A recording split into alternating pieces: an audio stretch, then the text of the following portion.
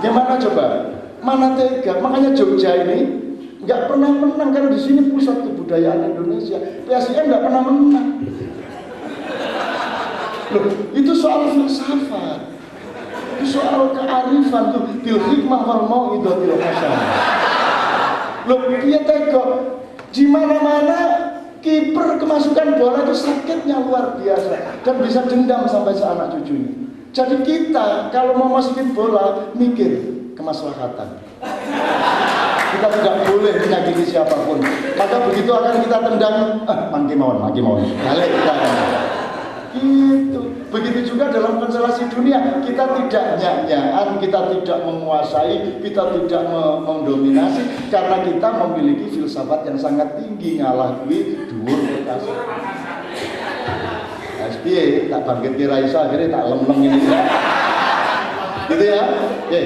Jadi sekarang teman-teman sekalian, kalau ini saya akhiri aja. Kalau Muhammadiyah ngomong mengenai petani integrated,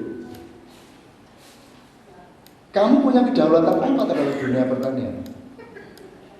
Sebab dunia pertanian ini kedaulatan utamanya sekarang sama sekali tidak pada petani. Wong petani nyenteni tebu 11 bulan gak tahan, Mas. Petang bulan wis didol gitu. Petang bulan wis didol. Enggak bisa sampai panen tahan, enggak bisa, sudah diijonkan orang dulu, sudah diindenkan orang dulu. Wis didol orang. Jadi petani tidak punya kedaulatan. Muhammadiyah ini mau ambil apa? Jadi ada dua kemungkinan pada Muhammadiyah. Kita bisa melakukan terserah dunia mau ultraliberalis, tapi Muhammadiyah adalah organisasi besar dengan batalion kader Muhammadiyah di seluruh Indonesia, ya, yang bisa menciptakan kemerdekaan lokalnya masing-masing di dalam penjaringan PP Muhammadiyah, di mana ada pertanian Muhammadiyah integrated, kafah ya, cara Arab integrated ya, kafah. Jadi benar-benar diperhitungkan jual belinya, benih sampai panennya diperhitungkan berdasarkan kohesi organisasional Muhammadiyah tanpa mengganggu pemerintah, kan boleh. Misalnya petani Muhammadiyah tanam ya untuk kelas menengah Muhammadiyah yang bukan petani jualnya. Kalau perlu kelas menengah Muhammadiyah sudah pesen beras untuk setahun ke depan, 2 tahun ke depan kepada petani-petani Muhammadiyah. Dan itu banyak bentuk yang bisa kita temukan seperti itu di antara Muhammadiyah sendiri. Bahwa nanti NU ikut, ayo melo, memang NU itu seharusnya jadi anggota Muhammadiyah. Tapi ngomong gitu, tinggal ngomong gitu.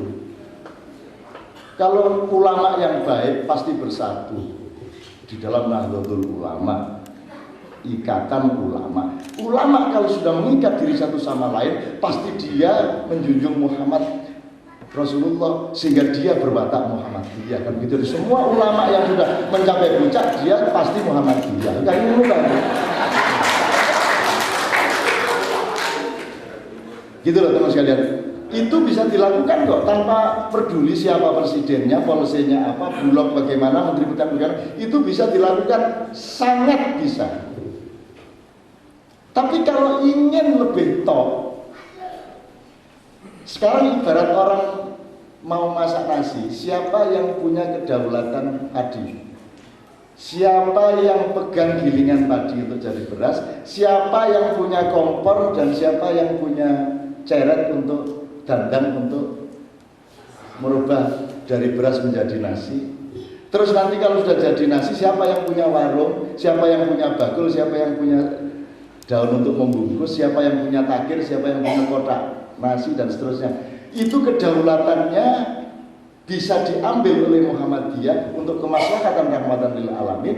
Tetapi harap tahu bahwa sebagian besar dari kedaulatan titik-titik perekonomian pertanian tadi ada pada negara. Betul? Polisinya ada pada negara. Maka Muhammadiyah pertanyaannya adalah hanya akan bikin petani Muhammadiyah integrated, swasta, murni, semacam kooperasi tapi hidup dan seluruh Indonesia akan bangkit, dan itu pasti juga menolong negara. Atau sekalian ambil ini negara. Kan begitu? Loh, kenapa tidak? Segmennya jelas, konstituennya jelas. Kalau ketua Muhammadiyah bisa berkomunikasi terus secara berkala melalui majelis-majelisnya, ada edaran terus, ada pertemuan-pertemuan di seluruh Indonesia menjelaskan gini loh, Muhammadiyah bisa melakukan untuk Indonesia. Sekarang kita harus punya calon presiden. Calon presiden ini akan membawa amanat ini. Jadi bukan seseorang dari Muhammadiyah calon presiden, terus karena dia Muhammadiyah terus kita dukung. Ini urusannya adalah strategi sejarah, pengelolaan pertanian, kan gitu. Jadi akan kita dukung habis-habisan calon Muhammadiyah ini karena dia akan memperjuangkan itu tadi. Jadi ojo alah, jadi ketua NU lumayan ini sudah diwakili Mega, so pengerti menang. Alah, jadi ketua Muhammadiyah, alah tak melipir-melipir. Sopo ngerti gue disopo, dijak pasangan. Jangan mempermalukan kita ini umat yang sangat kuat. Kita ini punya puluhan juta. Kita punya kekuatan di Indonesia. Konstituen, kuantitatif saja kita besar kok. Muhammadiyah ini. Ayo, harus ada presiden Muhammadiyah tahun 2014 dan diolah sejak sekarang. Jadi ada rapat-rapat PP Muhammadiyah sampai ke daerah-daerah. Loh, kok Muhammadiyah berpolitik? Loh bagaimana? Begitu kita warga negara kita berpolitik. Bagaimana? Begitu ada Muhammadiyah, itu yang mengizinkan adalah konstitusi politik. Bagaimana tidak berpolitik? Lahirnya cepat politik, itu apartheid atau bipartheid. Langsung politik, bagaimana menghindar politik? Kita harus berpolitik. Rasulullah aja berpolitik, Rasulullah aja menentukan begitu banyak hal. Meskipun keagungan, kesantunan, kelembutan Rasulullah ketika beliau tidak ikut campur di dalam menciptakan 47 pasal piagam Madinah itu harus kita tiru juga. Tapi kenapa tidak terang-terangan aja? Kenapa pakai bikin PAN? Kenapa pakai bikin partai apalagi Matahari Bangsa? Sekalian reken. Nah iya ayo seret. Yang penting ayatnya bener tak gak kan loh mas. Akhirnya kekurangan ayat iya apa? Orang itu mau apa asal landasan dalilnya jelas. Ya toh? Rawahu sopo al-ayah surat opo jelas. Sekarang kita maju ke sana. Pedomannya orang Islam sederhana kok. Lakonono sing apik kanggone Gusti Allah ning ndi wae nang ndi wae karo sapa wae. Kan begitu? Saya dinasihati oleh ketua Muhammadiyah, ketua Aisyah Jombang Timur tahun 70-an, yaitu ibu saya. Dan saya jelek-jelek aktivis IPM yang saya belani sampai bertengkar dengan guru-guru di SMA Muhammadiyah Yogyakarta. Bertengkar karena saya bela IPM yang saya banyak sekali, akhirnya bolos, sering bolos. Akhirnya berbenturan, akhirnya saya dimarahi sama guru, akhirnya tak letakkan jabatan dan nggak tayan tak suwek gitu. Akhirnya saya keluar. Tapi jangan lupa, saya adik-adik saya semua di Muhipo.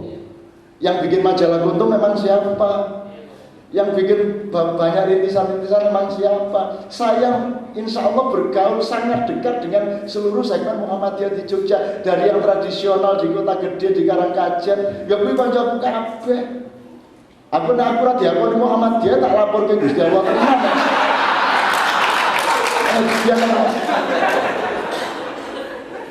Kenapa kok Muhammadiyah kok kemana bahas selawatan? Lah NU yang tradisinya selawatan tidak rajin kok. Ya sudah tak gantenin. Asal tidak melanggar syariat mahdhah. Selawat itu ibadah muamalah, bukan ibadah mahdhah. Kalau ibadah muamalah itu tidak harus seperti Rasulullah. Yang wajib persis Rasulullah itu ibadah mahdhah. Shallu kama ra'aitumuni sholli. Tapi kalau di luar yang ibadah mahdhah itu monggo mau bikin Muhammadiyah boleh. Emang Rasulullah pernah bikin Muhammadiyah? Ya tidak pernah, tidak apa-apa bikin Muhammadiyah. Tidak pakai peci, pakai peci tidak masalah. Meskipun Rasulullah tidak pernah pakai peci. Main musik silahkan, asalkan hasil musikmu mendekatkan setiap orang yang melakukan dan mendengarnya kepada Allah. Cuma itu rumusnya. Kan itu saja fatwa dari beberapa kalangan Muhammadiyah. Tidaklah bisa berada di suatu tempat seorang pecinta Muhammad SAW dengan pecinta musik. Angel lho. Akhirnya aku ditakoni untuk apa sih Cak pakai sarung segala? Ditutup-tutup. Aku akhirnya Kiai Kanjeng jawab ini. Timbane nutup ndasmu mending. Semua jawabannya gak angel-angel wis. Akhirnya gaya kaos stiker bahannya nutup ndasmu mending nutup saran itu. Gitu loh teman-teman sekalian. Terus tiba-tiba musik menjadi lembaga yang kita curigai. What do you think music? Apa sih musik itu menurut kamu? Musik itu cuma terdiri dari dua unsur kok, nada sama irama itu kok. Kalau mau tiga bunyi, nada, irama, bunyi. Bunyinya ada iramanya dan berada di dalam nada. Dan dalam hidup ini tidak ada satu pun di dalam hidup manusia yang tidak mengandung tiga unsur ini. Ngeden nih, ono nadane, ono iramane, ono unine. Ya apa menghindari musik piye? Mau ngimami sholat, bagaimana menghindari nada, bagaimana menghindari irama, bagaimana menghindari bunyi? Meskipun bismillahirrahmanirrahim, alhamdulillah, itu rap namanya. Musik juga. Loh, nah Majelis Tarjim mohon dong menjelaskan kepada seluruh warga Muhammadiyah, ini masalah sangat kecil kok. Jangan dibiarkan orang bertengkar hanya soal-soal begini. Musik itu bagaimana musik? Yang tidak boleh itu musik jur muda, itu tidak boleh. Sing ora entuk mudane kuwi. Gitu loh. Apa jur saiki semua diislamisasikan supaya boleh, supaya tidak haram, supaya tidak bid'ah. Kemarin saya maknyahan dengan Kiai Kanjeng di Gang Doli. Seluruh pelacur Doli datang dan kalau saya datang ke sana mereka rela prei satu malam. Ikhlas. Benar-benar ikhlas dan benar-benar prei. Itu baru 2 malam yang lalu. Dan saya terang-terangan ngomong sama mereka, bayaranmu dari tahun ke tahun naik apa turun? Ya mudun, Cak. Apa ada pelacur yang naik tingkat terus? Dari 50.000, 75, 100. Ya enggak ada, Mas. Perawannya 500.000, setelah itu 1 jam 50.000, 60.000, setelah itu tahun berikutnya turun 50.000, turun 40.000, 30.000, 10.000. Di alun-alun sini sama di Barat RRI itu 250 rupiah. Dan Anda bisa nyang-nyangan di Wesel 16. Di Wesel 16 itu baratnya stasiun, dari stasiun Anda menyusur rel. Meskipun sekarang sudah mulai diuprak-uprak itu mulai jam 1 malam sampai jam 5 pagi itu ada Las Vegas. Di situ ada perjudian, ada banci, ada pelacuran. Yang paling bawah di situ bisa nyang-nyangan ACDC 500 rupiah. AC tok 300, nek DC tok 200. Ngono kuwi. Ini Indonesia itu kayak begitu. Mana tahu orang Muhammadiyah seperti itu, Muhammadiyah klimis-klimis. Bagaimana kamu tahu manusia yang harus engkau selamatkan dari surga, dari neraka ke surga, kalau kamu tidak mau masuk seperti itu? Si Sultan ya ora ngerti. Oh, jamane kok Din Samsudin. Ya Din ya enggak mau dong ke sana dong. Nah, saya mau. Saya menampung mereka. Saya bisa ngumpulin pencopet-pencopet, penjabat-penjabat di Stasiun Tugu dan Malioboro dalam 1 jam ngumpul mereka. Saya bilang saya tidak bisa menolong kalian, saya bisa ngasih pekerjaan kalian, tapi saya wanti-wanti keluargamu jangan sampai seperti kamu, dan kamu harus punya rencana berapa tahun lagi kayak begini. Kamu harus punya rencana, oh saya 2 tahun lagi sudah cukup menghimpun modal sambil saya belajar keterampilan jahit kayak bikin jajan kayak apa kan gitu. Kan saya nggak bisa, saya bilang wala taqrabu zina, ya gak tahu ngomong aku. Gak ada pelacur yang ingin jadi pelacur dulunya, gak ada. Tidak ada maling yang bercita-cita dulunya untuk jadi maling. Tidak ada maling yang tidak ngerti bahwa maling itu haram, dan tidak ada pelacur yang tidak ngerti bahwa pelacur itu haram. Wes ngerti, nek sing jenenge haram ngerti kabeh. Dan jangan lupa mereka lebih rajin sholat tahajud dibanding Anda. Jadi mereka sehari sekitar 10-12 orang laki-laki kalau di Doli itu. Jadi fakta begini Anda cari di mana-mana tidak ada. info seperti ini. Tidak ada di jurnal Muhammadiyah, tidak ada. Jadi rata-rata pelacur itu meladeni 10 sampai 12 orang satu malam. Itu dari jam 9 pagi sampai jam 2 malam. Jam 2 malam mereka mandi besar, mereka masih punya sedikit waktu menjelang subuh untuk sholat tahajud. Mereka punya anak di rumah, mereka punya orang tua di rumah. Dan hanya 30% yang keluarganya tahu bahwa mereka di situ. Selebihnya tahunya mereka bekerja, tapi tidak tahu kalau jadi pelacur. Anda harus pelajari mereka, Anda harus menolong mereka, Anda harus mencintai sesama manusia, harus bawa mereka minadh-dhulumati ilan nur, itulah. Oke, jadi Muhammadiyah sekali lagi, ini saya betul harus sampai ke sana nanti asik betul itu soalnya. Jadi Muhammadiyah mau apa? Mau bikin petani integrated saja swasta, semacam LSM-an gitu, tapi nasional. Dan kita mudah cari dana untuk itu semuanya. Atau Indonesia mau pegang kedaulatan supaya tidak hanya petani kreatif dan petani produktif yang kita hasilkan, tapi policy strategi pertanian nasional itu dipegang juga oleh Muhammadiyah. Kalau itu direncanakan bagus banget, bagus banget. Saya pasti bantu. Nah, nanti saya bagian pasukan siluman gitu. Gitu loh. Nah, monggo sekarang pertanyaan saya ini. Nah, Anda diskusi ini untuk apa? Untuk cita-cita yang mana? Untuk pertama dok ya bagus, tapi kalau alhamdulillah untuk yang kedua, saya kira muktamar itu harus ngomong itu. Mau apa Muhammadiyah terhadap Indonesia? Mau apa Muhammadiyah terhadap dirinya sendiri? Ini emas yang tidak disepuh menjadi kalung, belum disepuh menjadi anteng-anteng, tapi emas. Muhammadiyah itu emas bertebaran di mana-mana. Ojo dijano nayang dadi krekel gitu. Gitu loh teman-teman sekalian. Oke, saya kira saya kembalikan kepada moderator. Intinya adalah saya maklum dan juga mendukung kalau yang pertama, tapi kalau yang kedua dan punya Obama itu 7 tahun loh merencanakan untuk jadi presiden. Jadi ada strategi bertahap. Muhammadiyah juga boleh.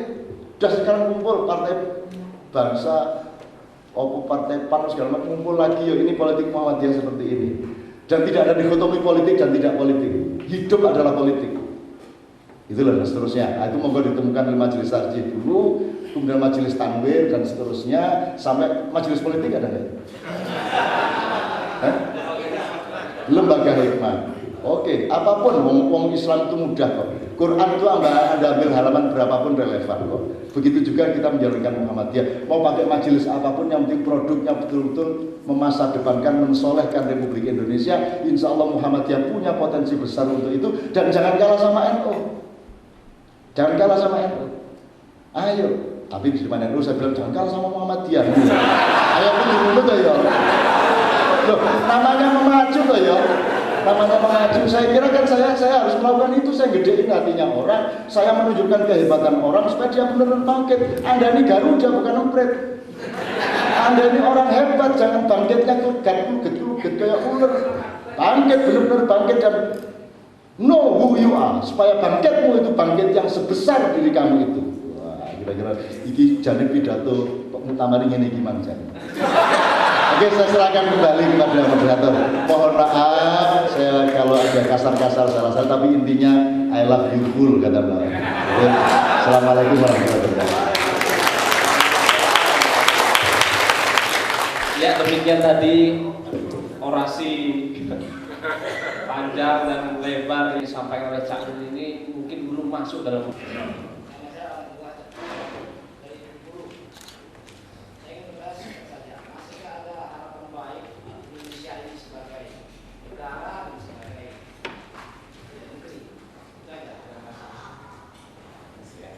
apakah ada harapan mengenai Indonesia itu Garuda bukan emprit.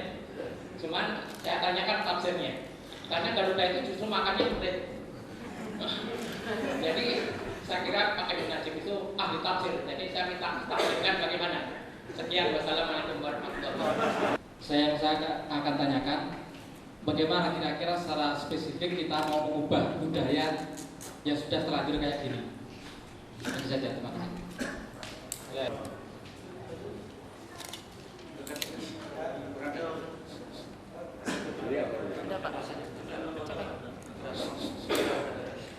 kasih.